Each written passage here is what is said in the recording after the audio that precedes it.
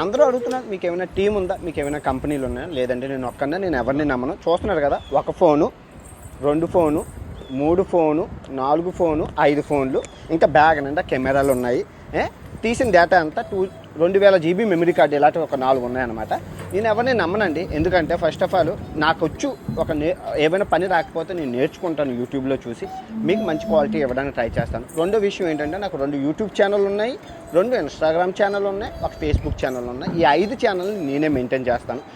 నేను ఎవరిని నమ్మను, ఏ అసిస్టెంట్లు లేరు.